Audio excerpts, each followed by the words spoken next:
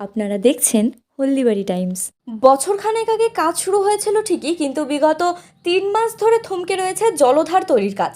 ফলে কার্যত পানীয় জলের সংকটে ভুগছেন হলদিবাড়ি ব্লকের পারমেখলিগঞ্জ গ্রাম পঞ্চায়েতের বিস্তীর্ণ এলাকার মানুষজন।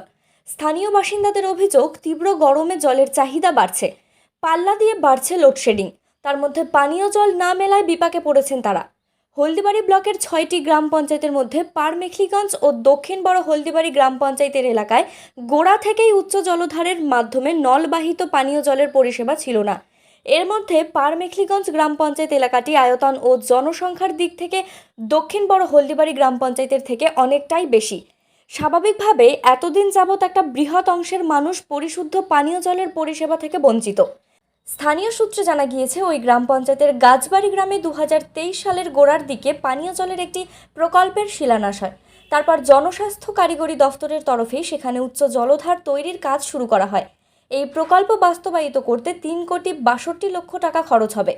ঠিক হয় লোকসভা ভোটের আগেই পারমেখলিগঞ্জ গ্রাম পঞ্চায়েত এলাকার সর্বত্র পানীয় জলের পরিষেবা পাওয়া যাবে, কিন্তু অজানা কারণে থমকে রয়েছে ওই প্রকল্পের কাজ।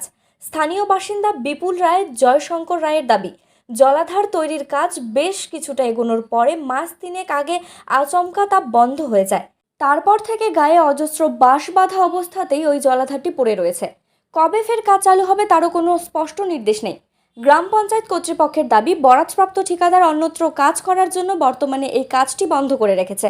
পঞ্চায়েত প্রধান রমানাথ রায় বলেন, বিষয়টি সংশ্লিষ্ট দফতরের নজরে আনা হয়েছে, দ্রুত কাজ শেষ করার কথাও বলা হয়েছে।